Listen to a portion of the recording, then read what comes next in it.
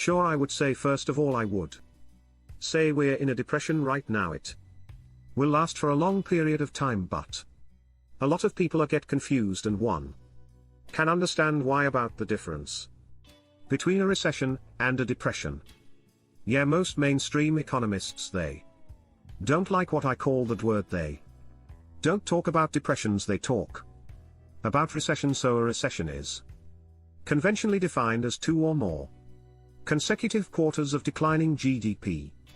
And this would be the first back-to-back recessions since 1980-1981. So you have a recession, you come out of it, and then you go right back down into recession. In this eye-opening interview, Jim Rickards explains the difference between a recession and a depression. Learn why the current economic situation might be more severe than it seems, and why the effects could last for decades. Discover the importance of diversification in your investment portfolio, and why a 10% allocation to gold and 10-year treasury notes can provide essential protection. Gain insights into historical pandemics and their impact on economies, shedding light on the potential duration of the current crisis. So that's technical recessions.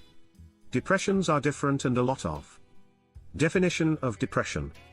People think, well, if a recession is 2 quarters of declining GDP, and a depression is worse, well, a depression must mean 10 quarters of decline in GDP.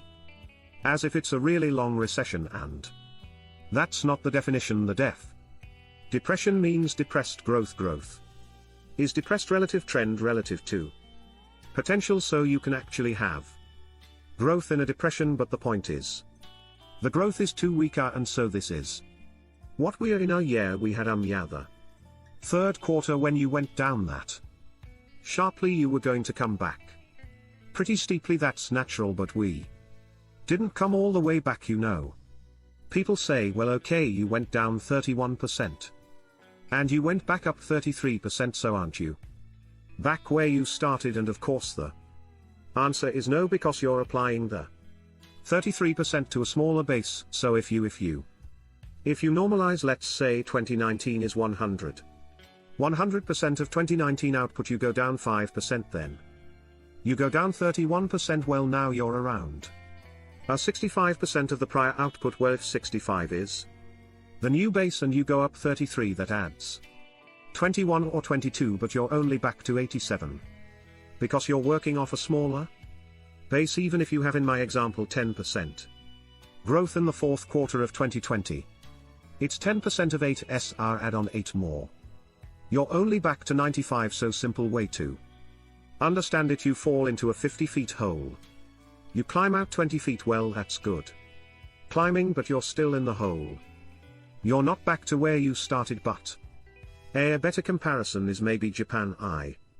Japan in depression.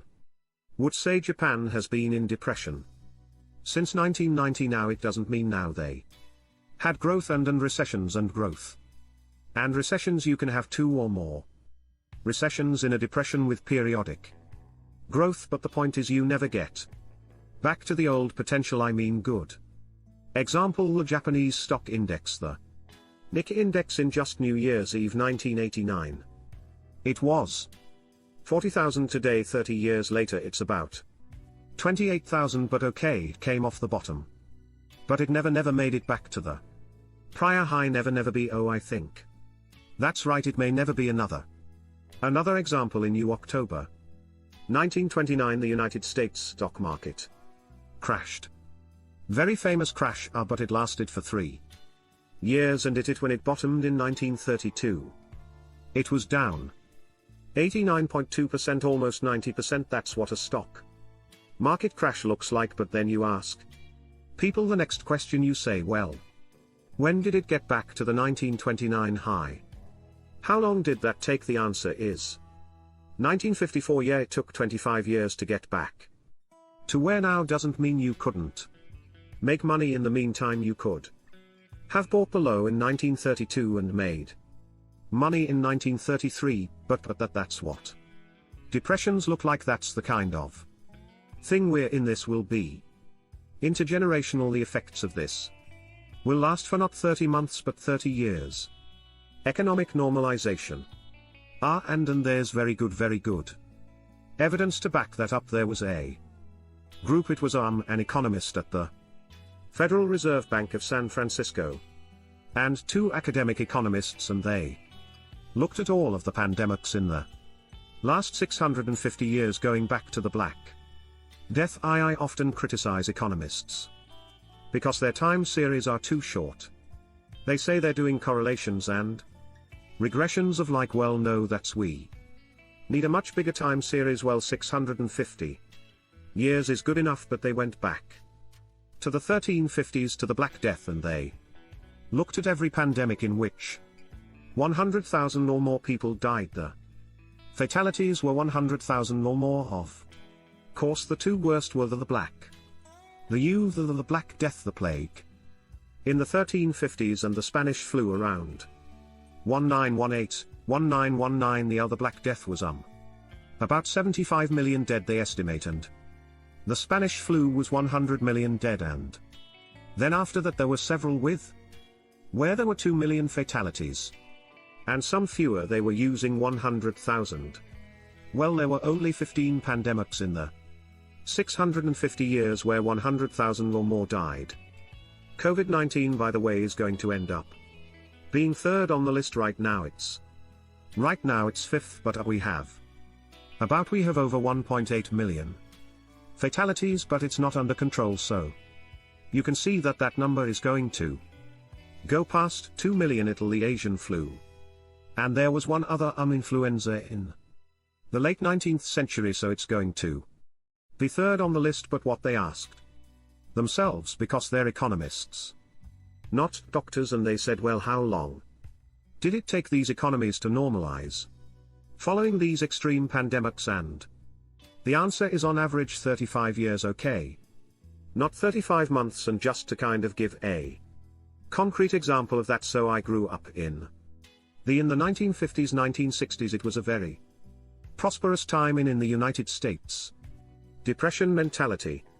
I did not live through the Great Depression, but my parents did and my grandparents did, so I was raised with a sort of depression mentality, even though I didn't live through it. And when we were little kids, 9 years old, my parents have sent us that we take our wagons and go door to and collect tin cans and newspapers, and we weren't doing it for environmental reasons. It might have been good for the environment, but we were doing it for recycling, because all that stuff could be turned into no buildings and so forth. And so, as I say, and that didn't change until the late 1960s, when the baby boom came of age, and then we just started partying and using credit cards and everything else. So it did change, but it took 30 years to change. In other words, the behavioral and adaptive effects of the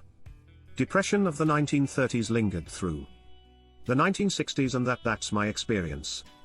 But it's consistent with what these researchers found out. But at the end, when we get to asset allocations, I said the first thing I do is I explain my methodology, and explain what diversification is. Diversification is a very powerful tool. It does what it's supposed to do, which is increases your total return with less risk. Jim Rickards breaks down the nuances between a recession and a depression, emphasizing the gravity of our current economic situation. Rickards delves into the diversification lasting effects of depressions, drawing parallels with historical examples like Japan and the Great Depression. The interview explores the significance of diversification in navigating these uncertain times, with a recommended 10% allocation to gold and 10-year treasury notes. Rickards also addresses the